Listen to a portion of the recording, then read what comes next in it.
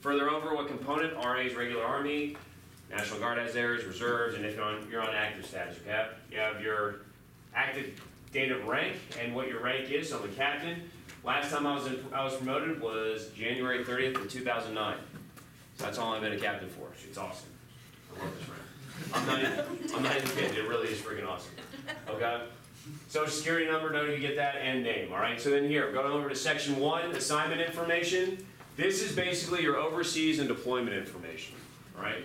This is important. This is important because this actually plays into other dates, not only here on your ORB, but also in your evaluations. Okay. So we'll get into that here in a little bit more. But you see there on the left has end date. So it's the date that I returned home. The first line is when I came back from Korea after, as you see there, 1 month, right? Okay, so KS is the code for Korea, 1 month I was there. And then O on the far left, that basically pertains to, hey listen, that was an operational one, no one was shooting at me. All right? Further on down from there, the 5 deployments I went on to Afghanistan. And you see the C off into the left-hand side, or right-hand side as you're looking at it, that means combat, all right? You see how I pulled it out to the side, you can kind of see what the different things mean? All right, okay? That's what all the different possible codes are. So number of tours, short versus long.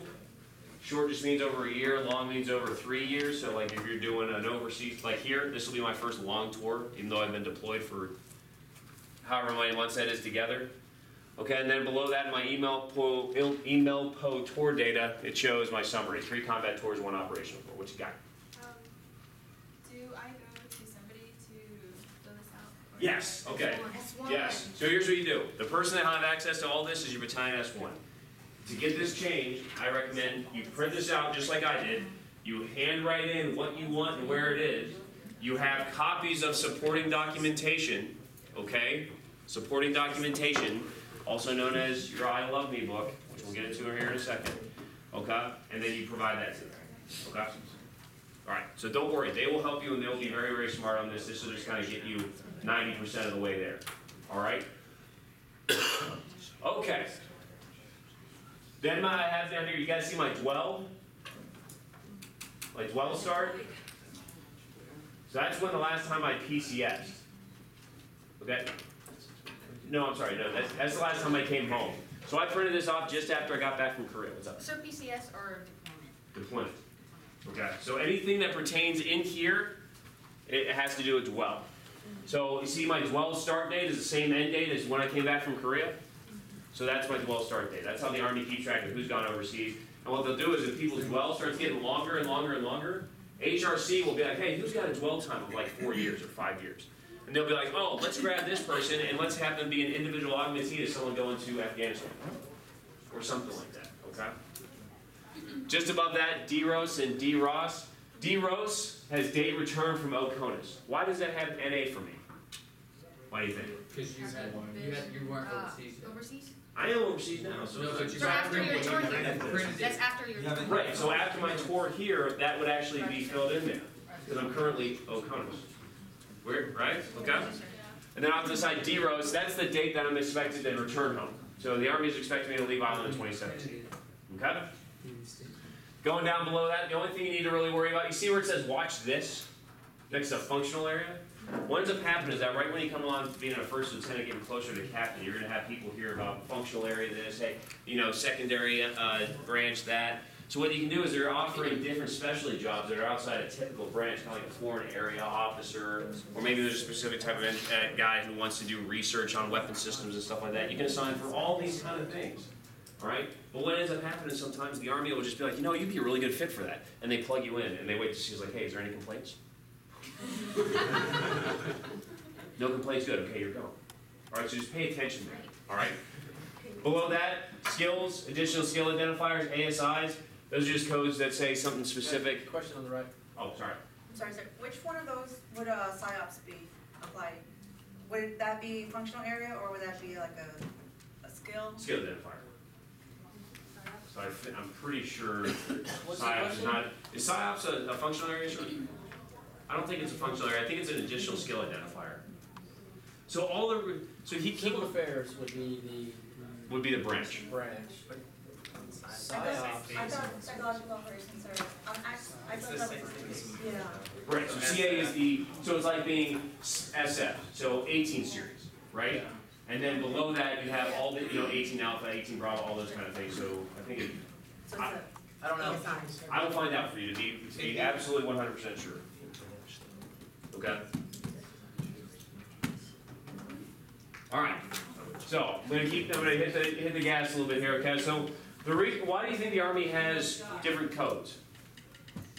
Weird different ways of annotating these things on this one page. Okay, yeah, because we're in the world of search engines. So the Army's got a whole bunch of different search engines. So what the search engines do is they look for these different codes. They say, hey, listen, I want to find someone that is Sapper qualified. So they type in Sierra, how many guys do we have that are Sierra 4? Good, they get them all pulled up, okay? And they can actually do their searches that way to kind of help them manage talent, all right? Which is why it's so important for you to get your information in here, okay? We're gonna speed through all this, don't worry about anything down in here. Up here, security data, the only thing you need to worry about there is what your current clearance level is and when your date was initiated, okay? Because that'll help you tell when you need to get recertified. Below that, for those of you, which should be a lot of people in here, foreign languages, go get tested. Go get tested and get money if it applies. No, you don't get money for French or Spanish, unfortunately. Army, stop that. What's that? It's one that sucks. They get it for Tagalog? Not anymore, so they stopped it. Yeah, that's No, really you bad. actually have to use. Okay, so in there, what the L, S, and R does, those actually tell you what your scores are, your skill level in learning, listening, reading, and comprehension, okay? And then what your overall level is. What your overall level actually pertains to is how much money you get paid, and also when you have to recertify, okay? But down here, DLAT, see it says 121 next to that? That's the Defense Language Aptitude Test. I recommend everyone take it. It's only 3 hours of your life. You go into an area, you listen to a made-up language, and you just take it, and then you figure out, hey, listen, whatever score you get is what you get to keep forever, okay?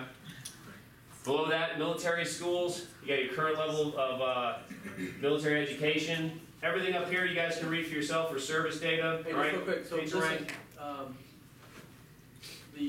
the schools, what happens if you go to a school and it's not up there? What do you do?